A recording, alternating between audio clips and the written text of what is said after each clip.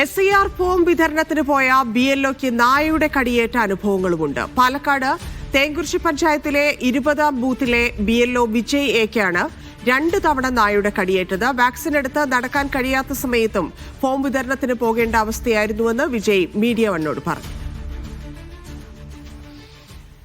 SIRന്റെ ഭാഗമായി മുകളിൽ നിന്നുള്ള സമ്മർദ്ദം മാത്രമല്ല BLOമാർക്ക് ഉള്ളത്, മറ്റ് പല പ്രശ്നങ്ങളുമുണ്ട്. എന്നോടൊപ്പം ഉള്ളത് പാലക്കാട് തേങ്കുറിശ്ശി പഞ്ചായത്തിലെ 20ാം ബൂത്തിലെ BLOയായ വിജയ് ആണ്. വിജയ്ക്ക് 2 തവണയാണ് പട്ടിയുടെ കടിയേറ്റത്.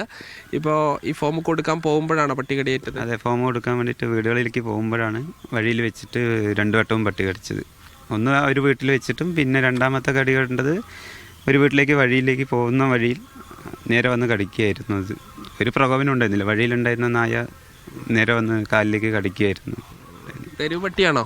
തെരുവല്ല, വീട്ടിൽ വളർത്തുന്ന നായയാണ്. അത് അവരുടെ വീട്ടിലേക്ക് ഫോം കൊടുക്കാൻ വേണ്ടി പോകുമ്പോൾ അവരുടെ വീടിനേക്കുള്ള വഴിയിൽ വെച്ചിട്ടാണ് കടി കൊണ്ടത്.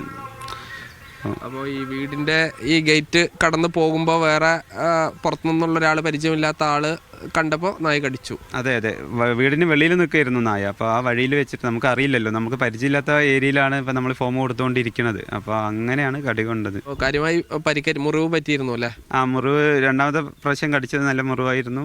അത് പിന്നെ വാക്സിൻ എല്ലാം എടുത്തിട്ടാണ് നടക്കുന്നത്.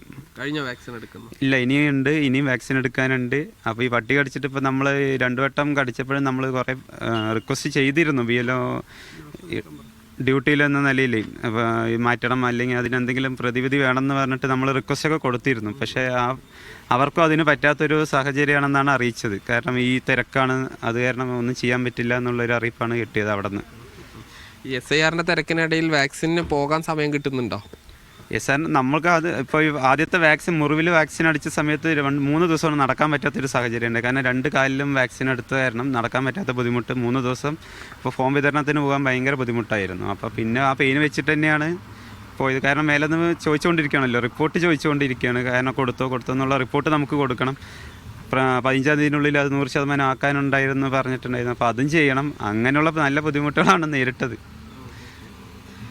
ഇത് വിജയ് എന്ന ഈ BLOയ്ക്ക് മാത്രമല്ല, പാലക്കാട് ജില്ലയിൽ പ്രത്യേകിച്ച് മലയോര മേഖലയിലെ BLOമാർ വലിയ പ്രതിസന്ധിയാണ് അനുഭവിക്കുന്നത്. പ്രത്യേകിച്ച് അട്ടപ്പാടി മേഖലയിൽ വന്യജീവി ആക്രമണം ഉൾപ്പെടെ ഉണ്ടാകുമോ എന്ന് ഭയന്ന് ഈ പോകേണ്ട BLOമാർ വരെ ഉണ്ട്. ഈ സമയം നീട്ടി നൽകി കഴിഞ്ഞാൽ ഈ പ്രശ്നത്തിന് ഒരു പരിധിവരെ പരിഹാരം ഉണ്ടാകും. പക്ഷേ ഇതേ BLOമാരെ വെച്ച് വേണം ഇനി തദ്ദേശ സ്വയംഭരണ തെരഞ്ഞെടുപ്പ് നടക്കാൻ. അതുകൊണ്ട് തന്നെ എത്രയും പെട്ടെന്ന് SIRന്റെ പണികൾ പൂർത്തീകരിക്കുക എന്നുള്ള ഒരു ലക്ഷ്യം വെച്ചുകൊണ്ടാണ് കാര്യങ്ങൾ മുന്നോട്ട് പോകുന്നത്.